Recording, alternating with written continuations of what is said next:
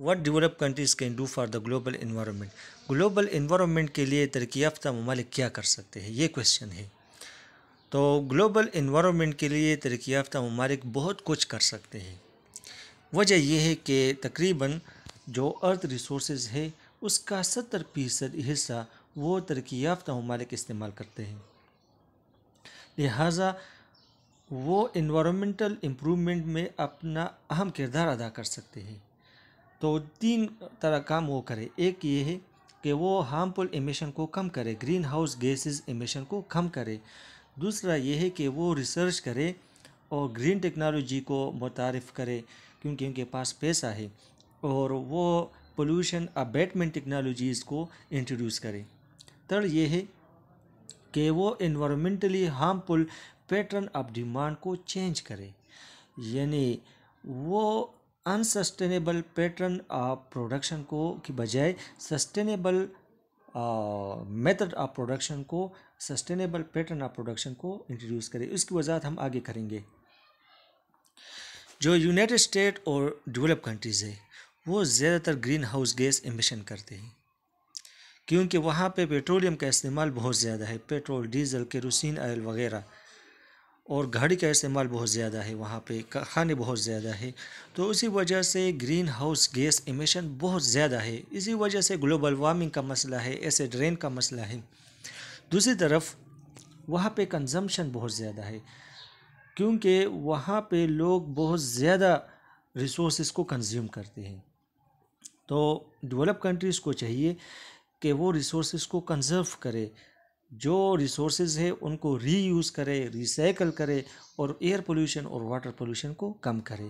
تو یہ جو 3 اسٹیپس ہیں ہم ان کو 1 بائی 1 سمجھنے کی کوشش کریں. ایک ایمیشن کنٹرول ہے. ہمیں پتہ ہے کہ وہاں پہ کنزمپشن بہت زیادہ ہے، تو اسی وجہ سے بہت زیادہ پروڈکشن ہوتا ہے، کارخانے بہت زیادہ ہے، بہت زیادہ گاڑیاں ہیں، اور ہر شخص کے پاس گاڑی ہے. تو ظاہری بات ہے کہ بہت زیادہ ایمیشن وہاں پہ ہوتا ہے. تو ایک طرف تو ان کو رسپانسیبل کنزمپشن کی ضرورت ہے کہ وہ اپنے کنزمپشن کو کم کرے. اس سے یہ ہوگا کہ گرین ہاؤس گیس ایمیشن کم ہوں گے.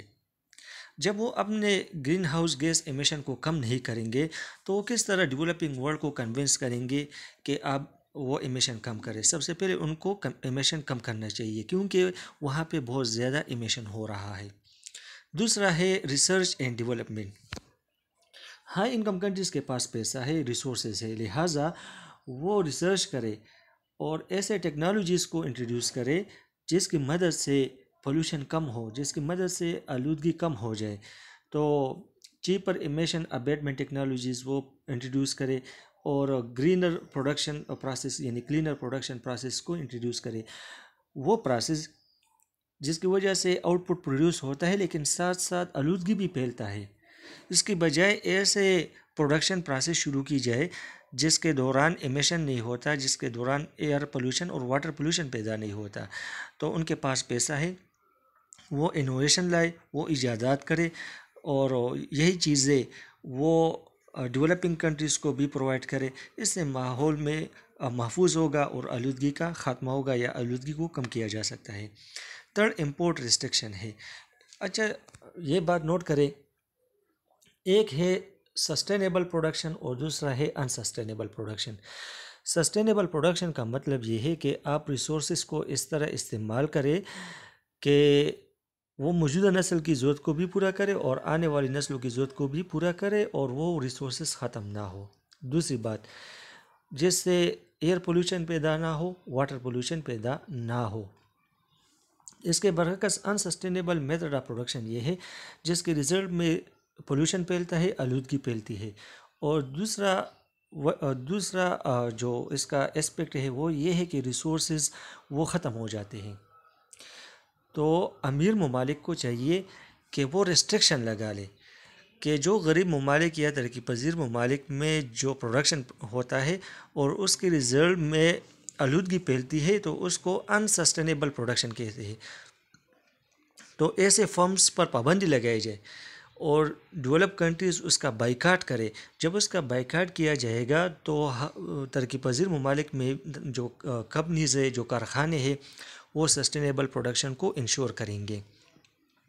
اور انٹرنیشنل ٹریٹیز ہے، معاہدہ ہے، وہ معاہدہ اس مقصد کے لیے تھا کہ جو انڈینجر ریسورسز ہے اس کو محفوظ بنایا جائے تاکہ اس کا ڈسٹرکشن نہ ہو۔ اگر ڈیولپ کنٹریز ان ریسورسز کا بائیکاٹ کرے، ان فرمز کا، تو اس سے یہ فائدہ ہوگا کہ ترقی پذیر ممالک میں تمام فرمز وہ ماحول کا خیال رکھیں گے اور ریسورسز کو ڈپلیٹ ہونے سے بچایا جائے گا۔ یہی ڈیولپ کنٹریز کی یہ ذمہ داری ہے۔ تو انوائرمنٹل ریسٹرکشن اپلائی کرنا چاہیے گورنمنٹ کو اور سول سوسائٹی کو۔ اس سے یہ ہوگا کہ ایک طرف جو غریب ممالک ہے ان میں جو انوائرمنٹ ہے وہ کنزرو ہوگا اور خصوصاً غریب لوگوں کو اس سے فائدہ ملے گا۔